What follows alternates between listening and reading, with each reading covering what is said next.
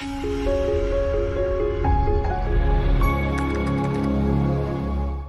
everyone, welcome to ArchaeoJobs YouTube channel. My name is Priyanshi Singh, and today we have a very amazing guest with us named Shailesh. So Shailesh graduated in 2022 from Instrumental and Control Robotics, and he joined ArchaeoJob and is now placed in Arteria Technology.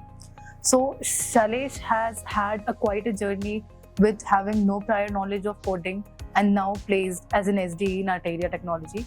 So let's welcome Shailesh and get to know more about his journey. Hi Shailesh. Yeah, hello ma'am. So first of all, I would like to congratulate you on getting placed in Arteria Technologies. Yeah, thank you so much. So Shailesh, अपने बारे में हमें कुछ बताओ। आपने college कहाँ से किया, क्या पढ़ा आपने डिसाइड क्यों किया आपके जॉब ज्वाइन करने का? तो फर्स्ट ऑफ ऑल मैम, मेरा नाम शैलेश अशोक हेडाव है और मैं नागपुर महाराष्ट्र से बिलोंग करता हूँ। एंड मैंने अपना ग्रेजुएशन 2022 में पास आउट किया from Diwa Patil college of engineering Akoti in instrumentation and control department. And जब मैं फाइनल ईयर में था तो lots of companies are coming and I am also preparing for that's companies, but मेरे को उस समय पे एक्चुअली पता नहीं था कि कोडिंग्स क्या होती है। ओके, सो मैंने कुछ कॉन्टेक्ट्स देखे, ऑनलाइन यूट्यूब वीडियोस देखे और आईक्यू का तभी सेशन चालू भी था, तो मैंने बुट कैंप्स ज्वाइन किए थे उनके, जैसे कि जो यूट्यूब पे होते हैं संडेज, सैटरडे संडेज, तो मैंने वो ज्वाइन किए थे। तो मैंने देखा कि वहाँ पे किस तरीके से पढ़ाया जाता था। तो मैंने देखा तो वहाँ पे नहीं कि एकदम बेसिक स्क्रैच से पढ़ाया जाता था वहाँ पे, फर्स्ट से तो लास्ट एंडिंग तक। जैसे कि हमें HTML CSS जैसे सीखना था तो मेरे स्क्रैच से सिखाते थे वहाँ पे। तो वहाँ पे मैंने 2-3 प्रोजेक्ट भी बनाए थे, बिकॉज मैं नॉन टेक बैकग्राउंड से मैटर करता हूँ, तो फिर उसमें वो चीज़ आ जाती है कि तुम प्रोजेक्ट बनाना मैटर करता है, तो तुम्हारे को समझ में आता है। ठीक है, तो मैंने उस पर देखा और वीडियोज़ पे प्रोजेक्ट्स बनाए 2-3। तो मुझे ऐसे लगा कि भाई इनको अभी अपस्किल करना चाहिए अपने से, जैसे कि DSS हो गया, जावा हो गया और बैकएंड स्प्रिंग बूट हो गया।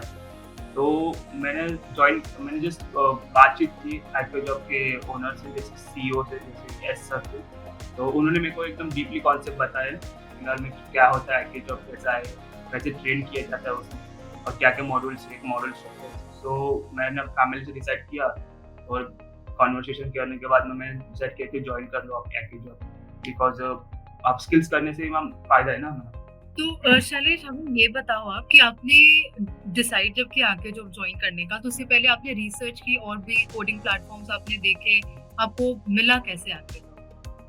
हाँ मैम, एक्चुअली मैंने रिसर्च किया था यूट्यूब पे और गूगल्स पे।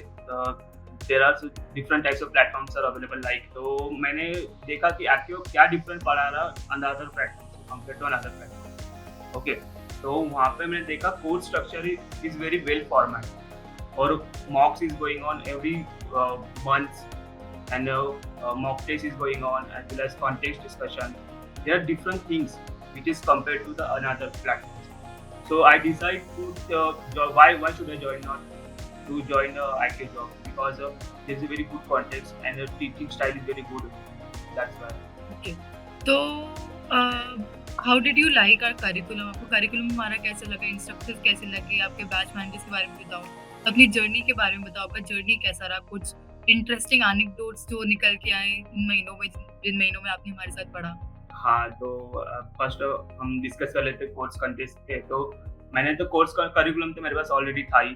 ठीक है, जब मैंने पहले ज्वाइन किया तो पहले हमारे को पहले तो फर्स्ट मॉड्यूल में तो बेसिक से स्टार्ट किया था, इसके बाद में एडवांस धीरे धीरे बढ़ते गया।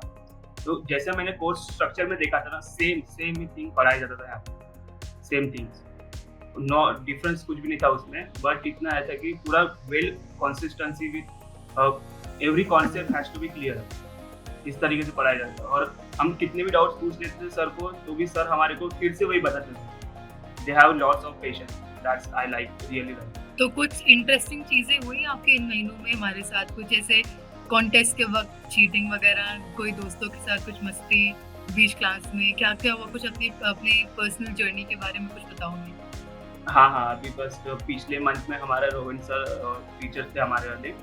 तो वहाँ पे क्या होता था एक्चुअली, जब हम लोग ज्वाइन करते थे क्लास में, तो हम लोग वही बात करते थे कि भाई आज का कॉन्टेस्ट डिस्कशन कैसा होगा सैटरडे संडेज का। तो क्या होता था, हमारे ग्रुप्स में ऑलरेडी ग्रुप बन चुके थे, तो कुछ लोग ऐसे थे कि वो लोग पहले से ही क्वेश्चन निकाल के हमारे को सेंड कर देते थे। तो मैंने रोहन सर को बोला, सर बोला ऐसे ऐसे हो रहा सिचुएशन हो रही है हमारी क्लास में, तो हम कैसे अवॉइड करें। तो उसमें उन्होंने हमारे को बहुत अच्छा सजेशन दिया कि तुम पहले ही स्टार्ट कर दो, जैसे 8 बज जाते हैं वैसे ही स्टार्ट कर दो, तो तुम्हारे एक ओवरऑल नॉलेज तो आएगा कि तुम पहले बार देखोगे क्वेश्चन को, तुम्हारे को समझ में आएगा कि भाई कितना डिफिकल्ट है और क्या स्ट्रैटेजी यूज करना चाहिए। क्योंकि हमें क्वेश्चन ऑलरेडी मिल जाता है तो हम लोग क्या चीटिंग करके थोड़ा निकल जाते हैं, और वैसे नहीं करते समय पे हमने रोहन सर के वो एडवाइस की। रोहन सर ने हमारे को बता दिया था ऑलरेडी कि तुम चीटिंग करोगे, तुम अपने आप को चीट करोगे ना, इस वजह से। जी, तो आपके दोस्तों को तो पता चला होगा कि आपने ऐसे ऐसे जाकर उनको बोल दिया, तो उन्होंने कुछ कहा आपको? नहीं, फर्स्ट जब जैसे 8 बजे चालू होती ना, तो वैसे कोई रिसेंटली कोई ज़्यादा ज्वाइन नहीं होती, 10 या फिर 10-15 मेंबर ही ज्वाइन होते, तो मैंने उस समय बोल दिया। तो शैलेश, आपने instrumental and control robotics choose किया था अपने कॉलेज में ग्रेजुएशन में, राइट? तो आपका उस समय थॉट प्रोसेस क्या था, आपने यही कोर्स क्यों चूज किया? मैम उसके पीछे बहुत सारे रीज़न है। पहला रीज़न यही था कि मुझे गुड एमएनसीज कंपनीज में जाना है, like product based companies. Okay, तो जब मैं ग्रेजुएशन में फाइनल ईयर में था तो कंपनीज आ रहे थे, पर मैं प्लेस नहीं हो पा रहा था। ओके, दिवाली के पहले में तो कंपनीज आ जाते थे हमारे कॉलेज में, तो मैं प्लेस नहीं होता था। कहाँ पे प्रॉब्लम आ रही थी, वो कोडिंग कॉन्टेक्स्ट में, मेरे को एक्चुअली कोडिंग ही नहीं समझ में आती थी। वहाँ पे क्वेश्चंस लेंथी होते थे, स्टोरी टाइप के, तो मुझे उस क्वेश्चन को समझ में ही प्रॉब्लम ज़्यादा था, लिखने में तो प्रॉब्लम ही जाएगा। तो फिर मैंने उस समय पे ज्वाइन किया एक्टिव जॉब, अंडरस्टैंडिंग के लिए, बेसिक कॉन्सेप्ट के लिए। तो मेरे को उस समय बहुत कुछ पता चल गया, तो उससे धीरे धीरे एक मंथ आगे गया, DSA पढ़ना चालू किया। तो फिर मैंने एक्सप्लोर किया, और जैसे कि कोडिंग प्लेटफॉर्म पे जाके, जैसे कि लीड कोड हो गया, GFG हो गया, तो हमारे इंस्ट्रक्टर ने भी सजेस्ट किया था हमारे को कि भाई तुम लोग इस प्लेटफॉर्म पे चले जाओ और इतने क्वेश्चन सॉल्व करो। फर्स्ट मोटिव हमारा इतना ही रहना चाहिए कि start easy to medium first, then we will go to hard. Okay, so जैसे कि हमारे को बताया था कि जैसे आज एरे का पढ़ाया, एरे का एक टॉपिक पढ़ाया, तो हमें उससे ही क्वेश्चन जाके हमारे पोर्टल पे, एक्टिव को पोर्टल पे भी दिए थे, और वहाँ पे भी अच्छे क्वेश्चन है, ऐसा नहीं कि नहीं है। पर कोडिंग लीड कोड पे जो थोड़ा डिफरेंट प्लेटफॉर्म पे दिया है, थोड़ा डिफरेंस नहीं है, इसलिए हमने थोड़ा उस टाइप को।